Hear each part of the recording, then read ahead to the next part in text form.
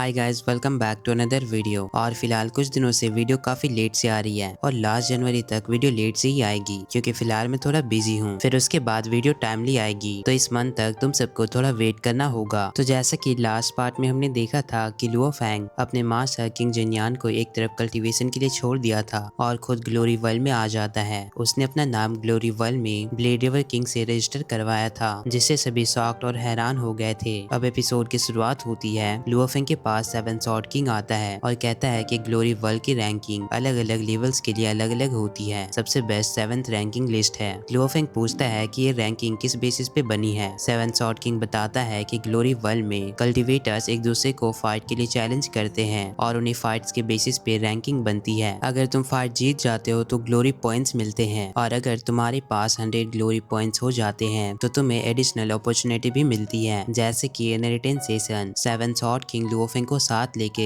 Sets की तरफ बढ़ने लगता है। जाते वक्त कहता है कि लास्ट फाइट जो उससे पहले हुई थी वो काफी मजेदार थी, फ्यूचर में भी हम जरूर फाइट करेंगे। लुओ फैंग आसपास देखता है और सोचता है कि यहाँ मिलियंस ऑफ कल्टीवेटर्स हैं, लेकिन होंगलैंड्स के कल्टीवेटर्स की नंबर बहुत ही ज्यादा कम है। तभी लुओ फैंग उसकी होंगलैंड्स की दोस्त दिखती है जो कि लैंड ऑफ ट्रेजर पे मिली थी। Luo Fang seven sword king को लेके वहाँ से जाने लगता है। इधर पास बैठा एक ग्रुप लुओ फैंग को देखकर आपस में बात कर रहे होते हैं कि ब्लेड रिवर किंग पे मैकेनिकल रेस और इंसेक्ट क्लैन ने बहुत बड़ा रिवॉर्ड रखा है और अगर हम इसे मार दे तो हम फेमस हो जाएंगे और हमें ढेर सारा ट्रेजर भी मिलेगा। सीट पे पहुंचने के बाद Luo Fang seven sword king से उन ग्रुप के बारे में पूछता है। सेवन सॉर्ड किंग बताता है कि इस ग्रुप का नाम है नॉर्दर्न फ्रंटियर अलायंस, जिसमें अलग अलग क्लैंस के कल्टीवेटर्स हैं। उनकी टोटल ताकत होंग अलायंस से कम है, लेकिन क्योंकि वो अलग अलग क्लैन से हैं इसलिए उनके पास एंसेस्टर गॉड सेक्ट के टोकन ज्यादा हैं, साथ ही उनका नंबर्स भी ज्यादा है। लुओ फैंग की दोस्त कहती है उन लोगों पे ध्यान मत दो, अभी ग्लोरी पॉइंट सबसे ज्यादा इम्पोर्टेंट है, सभी से पाना चाहते हैं लेकिन कोई भी इतनी आसानी से एक दूसरे को चैलेंज नहीं कर रहा। ऊपर से ह्यूमंस के चैलेंज को बाकी क्लैन मोस्टली डिक्लाइन कर देते हैं। लुओ फैंग अपने चैलेंज को देखता है और बोलता है कि मुझे तो बहुत सारे चैलेंज की रिक्वेस्ट आ रहे हैं। सेवन सॉर्ड किंग कहता है तुम बहुत ही फेमस हो इसलिए 100 चैलेंजेस आना नॉर्मल है। लुओ फैंग कहता है कि मेरी चैलेंज लिस्ट अब तक 60,000 क्रॉस कर चुकी है। ये सुन के सेवन सॉर्ड किंग और उसके दोस्त दोनों ही शॉक हो जाते हैं। इधर बाकी कल्टीवेटर्स आपस में बात करने लगते हैं कि ब्लेड रिवर किंग सिर्फ वॉल मास्टर लेवल पे है इसलिए उसके पास कोई खास टेक्निक नहीं होगी, वो बस अपने ट्रेजर की वजह से फेमस हुआ है, इसलिए हम भी उसे चैलेंज करके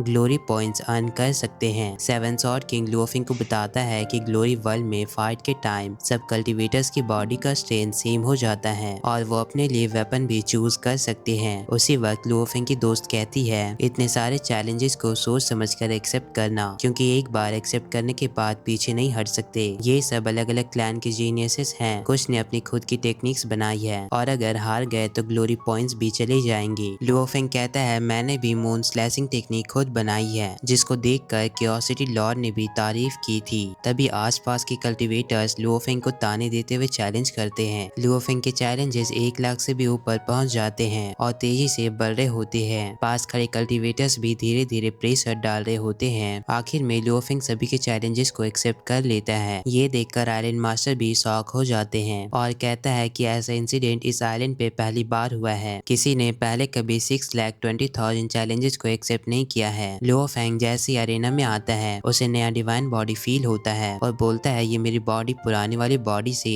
1 लाख गुना ज्यादा पावरफुल है। तभी एक कल्टीवेटर आता है और जैसे ही आता है लुओ फैंग पे अटैक करना शुरू कर देता है। उसके अटैक एक प्लैनेट को भी तबाह करने के लिए काफी था, लेकिन लुओ फैंग उस अटैक से बच जाता है और स्टार सीलिंग और ग्रेविटेशनल फोर्स का यूज करके उसका कचुम्बर बना देता है और आसानी से इस राउंड को जीत जाता है। जैसे वो कल्टीवेटर वर्चुअल वर्ल्ड से ग्लोरी वर्ल्ड में जाता है, वहाँ खड़े कल्टीवेटर्स उसे बोलते हैं कि तुम एक वर्ल्ड मास्टर से कैसे हार गए, उसके पास कोई ट्रेजर भी नहीं था, तुम तो काफी कमजोर हो, अब देखना हम कैसे उसे डील करते हैं। अब एक एक करके और भी कल्टीवेटर्स अंदर जाते हैं, लेकिन सब लुओ फैंग से हार जाते हैं और अपने ग्लोरी पॉइंट्स गवा देते हैं। थोड़े टाइम बाद लुओ फैंग 2682 फाइट जीत चुका था। कुछ कल्टीवेटर आपस में ही बोलते हैं कि उसका लेवल ज्यादा नहीं है, फिर भी बिना ट्रेजर यूज किए वो हमारे ग्लोरी पॉइंट्स ले लिया। इधर क्यूरियोसिटी लॉर्ड भी ये सब जान के बहुत ही ज्यादा खुश हो रहे होते हैं और बोलते हैं मैंने एक्सपेक्ट नहीं किया था कि लुओ फैंग यहाँ तक पहुँच जाएगा। एंसेस्टर सेक्ट ह्यूमन के लिए सुपर फाइटर ट्रेन कर रहा है। जैसे जैसे उसकी पॉपुलैरिटी बढ़ेगी दूसरे क्लैंस के लोग भी उसे मारने की कोशिश करेंगे। अब हम एक प्लान को देखते हैं जहां लॉर्ड अपने अलायंस लीडर से बात करते हुए कहता है अगर blade river king universe master level पे पहुंच गया तो उसे कंट्रोल करना बहुत ही ज्यादा मुश्किल हो जाएगा, इसलिए अभी ही उसे खत्म करना होगा। बाकी कल्टीवेटर्स अपने अपने क्लैन से उन लोगों को इंस्ट्रक्शन देते हैं जो आइलैंड के अंदर हैं कि ब्लेड रिवर किंग को मार दो। इंसेक्ट क्वीन अपने अलायंस के कैंगवन क्लैन से जू गुआंग को बुलाती है और कहती है मेरे सारे अलायंसेस में से मैंने तुम्हें इसलिए चुना है क्योंकि मुझे लगता है कि तुम ब्लेड रिवर किंग को खत्म कर सकते हो और उसे रीजनरेट होने से भी रोक सकते हो। अगर ये कर दोगे तो बहुत ही अच्छा कंपनसेशन मिलेगा। इधर लुओ फेंग ट्रेनिंग कर रहा होता है, तभी बबाता उसे कहती है अब तुम्हारे पास 600 ग्लोरी पॉइंट्स हैं, ये बहुत ही अच्छी बात है।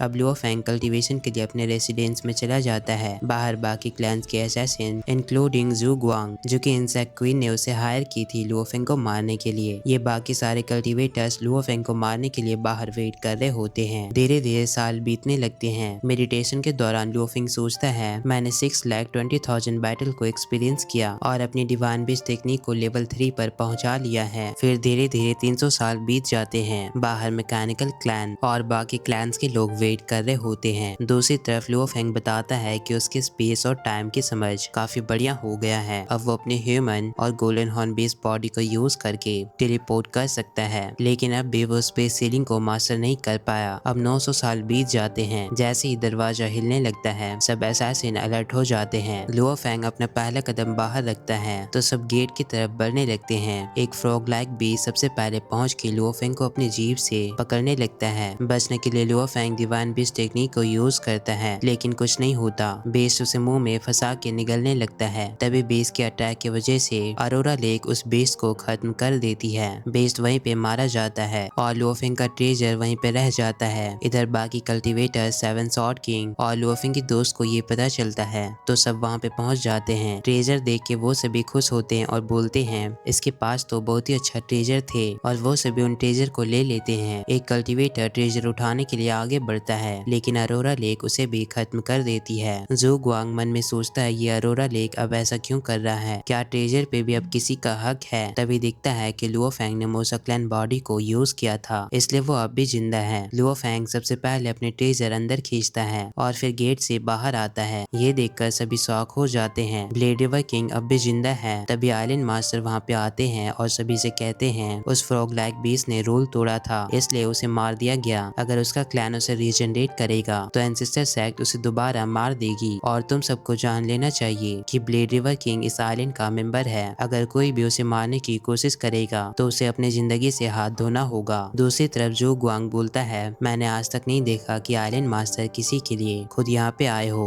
अब वो लोग वहाँ से चले जाते हैं। आगे स्काई वोल्फ एक डीमन से बता रहा होता है कि हमने अपने अलायंस के मेंबर की जान गंवा दी, फिर भी ब्लेड रिवर किंग का कुछ नहीं बिगाड़ पाए। लॉर्ड पूछता है कि कोई और स्ट्रेटजी है उसे खत्म करने की। डीमन कहता है कि एंसेस्टर सेक्ट के ऑनर ने पहली धमकी दे चुका है कि जो कोई भी लुओ फेंग को टच करेगा उसे मार दिया जाएगा। ये सुन के लॉर्ड गुस्से में बोलता है कि अभी हमें अपॉर्चुनिटी का वेट करना पड़ेगा, लेकिन ब्लेड रिवर किंग मेरी आंखों में कांटे की तरह है, इसे जल्द से खत्म करके रहूंगा। इधर हम लुओ फेंग को देखते हैं जो कि मेडिटेशन कर रहा होता है। वो बोलता है कि मैं सक्सेसफुली डिवाइन बिस्ट के 3rd स्टेज पे पहुंच चुका हूँ, साथ ही मैंने सिल्वर विंग के 2nd फॉर्म को भी अनलॉक कर ली है। ऊपर से मेरा नाम हर जगह फैल गया है और सबको मेरे क्लोन्स के बारे में भी पता चल गया है, जिसकी वजह से मैं टॉप 3 क्लैंस का निशाना बन चुका हूँ और अभी मैं इतना ताकतवर भी नहीं हूँ कि खुद को प्रोटेक्ट कर सकूँ। और अगर मुझे इम्प्रूव करना है तो मुझे जल्दी से गोल्डन हॉर्न बीस्ट की स्पेशल टेक्निक को सीखनी होगी, साथ ही मुझे अपना 3rd क्लोन भी बनाना होगा। फिर लुओ फेंग बोलता है कि एंसेस्टर सेक्ट यूनिवर्स के हाईएस्ट सीक्रेट सेक्ट में से एक है जहाँ बहुत सारे अलग अलग स्पीसीज के लोग रहते हैं, और अगर मुझे एक पावरफुल लाइफ फॉर्म में से खास मटेरियल मिल गया तो मैं अपने 3rd क्लोन को फॉर्म कर लूंगा। इसके बाद वो वहाँ से निकल जाता है और अपने मोसा क्लैन बॉडी को एक्सप्लोर करने के लिए भेज देता है। तभी बबाता लुओ फेंग से कहती है कि भले ही एंसेस्टर सेक्ट सुंदर लगता हो पर ये बहुत ही ज्यादा खतरनाक है, यहाँ पे एक यूनिवर्स मास्टर भी ट्रैप हो सकता है। अगर गलती से तुम ज्यादा इंजर्ड हो गए तो तुम्हें बहुत ही ज्यादा नुकसान होगा। इस पे लुओ फेंग बबाता से कहता है कि मैं ऐसे ही बिना कुछ करे एलियन स्पीसीज का वेट करता रहा तो मैं बस उनका पपेट ही बन जाऊंगा। ऊपर से मुझे यहाँ पे एक स्पेशल लाइफ फॉर्म मिल चुकी है जो कि मेरे 3rd क्लोन के लिए सुटेबल है। इधर लुओ फेंग की मोसा क्लैन वाली बॉडी मुश्किलों का सामना करते हुए उसी लाइफ फॉर्म के पास जा रही होती है, पर तभी अचानक से उसे एक पोर्टल के अंदर खींच लिया जाता है, जहाँ अंदर गिरने के बाद लुओ फेंग केव जैसी जगह देखता है और उसे एक्सप्लोर करने लगता है, जिसके बाद उसे एक ट्रेजर मिलता है। तो बबाता उस ट्रेजर को देखने लगती है। उसी वक्त अचानक से वो ट्रेजर मूसा क्लैन वाली बॉडी के कोर से रिएक्शन करने लगती है, जहाँ वो कोर एनर्जी उस ट्रेजर की क्रिस्टल पावर को खींच रहा होता है। पर लुओफेंग को इसका रीजन समझ नहीं आता। तो बबाता चीजों को एनालाइज करके लुओफेंग को बताती है कि ये क्रिस्टल ट्रेजर जिस एनर्जी को इस्तेमाल करता है उसी एनर्जी से तुम्हारा कोर भी चलता है, और इस क्रिस्टल को स्पेस हार्ट कहते हैं, और ये स्पेस हार्ट तुम्हारी कोर के लिए फुली कंपैटिबल है। उसी वक्त वहाँ पे एक कल्टीवेटर आके लुओफेंग पर अटैक करते हुए उससे कहता है कि ये स्पेस हार्ट मेरा है।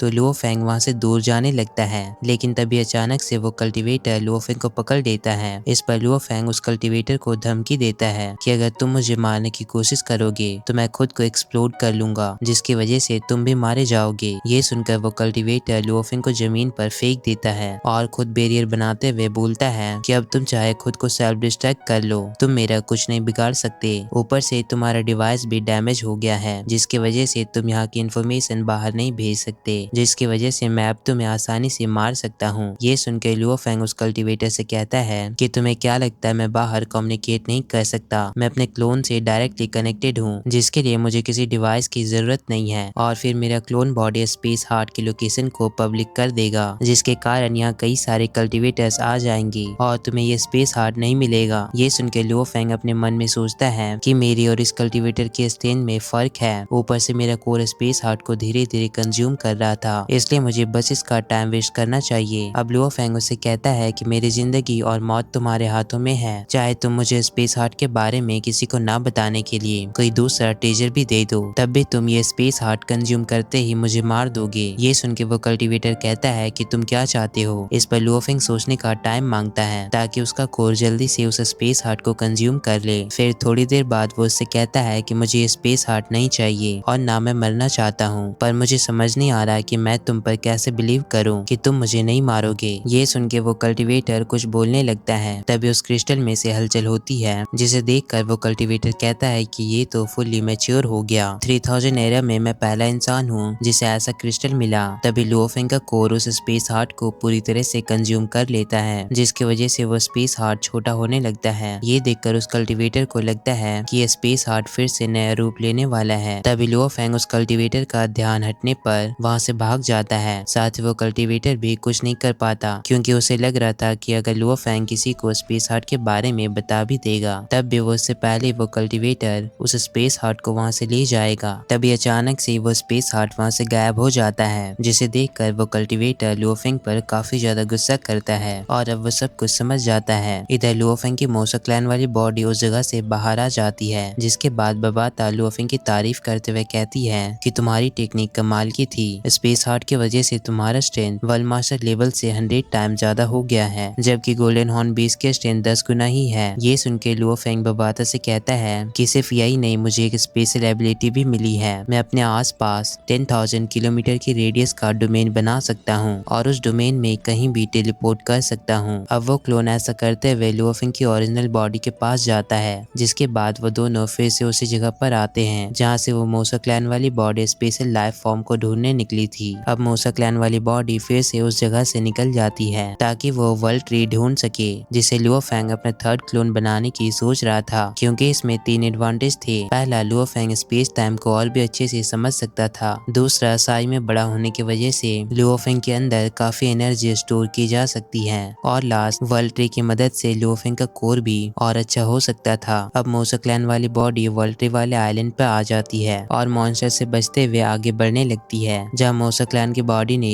एक फ्लावर का रूप ले लिया था और वो उड़ते हुए मॉन्स्टर के बीच से वर्ल्ड ट्री की तरफ जा रहा था। लेकिन इसमें बहुत टाइम लग रहा था, जिसकी वजह से लुओफेंग की ओरिजिनल बॉडी को काफी ज्यादा गुस्सा आ रहा था। अब 5 महीने बाद लुओफेंग की मूसा क्लैन वाली बॉडी वर्ल्ड ट्री तक पहुंच जाती है और उसके एक पत्ते को खींचने लगती है, पर वर्ल्ड ट्री मूसा क्लैन की क्लोन बॉडी को पकड़ के उसे डिस्ट्रॉय कर देता है। ये देखकर लुओफेंग बोलता है कि वर्ल्ड ट्री बहुत ही ज्यादा स्ट्रॉन्ग है, जबकि वो बस वर्ल्ड मास्टर लेवल का बेबी वर्ल्ड ट्री है, पर उसके पास किंग लेवल की पावर है। सिर्फ मूसा क्लैन वाली बॉडी से वो उसके पत्ते को नहीं ला सकता, इसलिए लुओफेंग उसके पास रखे फ्लेम गोड क्रिस्टल को वहां ले जाता है, क्योंकि फ्लेम गोड क्रिस्टल फटने के बाद एक अनडाइंग कल्टीवेटर को भी मारा जा सकता है। इसलिए लुओफेंग को लग रहा था कि इसे वर्ल्ड ट्री के पत्ते उसे मिल जाएंगे। अब लुओफेंग वर्ल्ड ट्री के पास ले जाकर वो फोड़ देता है, जिसकी वजह से कुछ पत्तियां नीचे गिरने लगती है, पर वल्ट्री उन्हें वापस खींच लेता है। तभी लुओफेंग उनमें से एक पत्ती को पकड़ लेता है, लेकिन वल्ट्री का फादर ट्री लुओफेंग के क्लोन को वहाँ पकड़ लेता है। तभी वो बेबी वल्ट्री अपने फादर से कहता है कि मुझे इसे मारने दो। तभी उस बेबी वल्ट्री का भाई उसे चिढ़ाने लगता है कि एक एलियन कल्टीवेटर उसे डैमेज पहुंचाकर वहाँ से जा रहा है, और अगर फादर नहीं होते तो वो उसका कुछ भी नहीं कर पाता। इस पर वो फादर उन दोनों भाइयों से कहता है कि ये अभी छोटा है, जल्द ही सब कुछ सीख जाएगा। ऊपर से हम इस एलियन को जाने नहीं दे सकते, इसलिए मैं इसे खत्म कर दूंगा। अब वो फादर उस क्लोन को फिर से डिस्ट्रॉय कर देता है। इधर लुओफेंग की ओरिजिनल बॉडी ये सब कुछ जानने के बाद मोटिवेट हो जाती है, और लुओफेंग बोलता है कि मुझे स्ट्रॉन्गेस्ट वल्ट्री का क्लोन बनाना है। सिर्फ यूनिवर्स वेनेबल लेवल का वल्ट्री यूनिवर्स मास्टर लेवल के कल्टीवेटर को हरा सकता है, पर अभी वो वल्ट्री अलर्ट पर होगा, तो फिलहाल के लिए मैं क्या करूं। तभी लुओफेंग सोचने लगता है और बोलता है कि मैं दोनों बार वल्ट्री के ऊपर अटैक करके उसके अटैक पैटर्न को समझ चुका हूँ, इसलिए तीसरी बार मैं कुछ और करूंगा। और लुओफेंग के ये बोलते ही ये पार्ट यहीं पे खत्म होती है।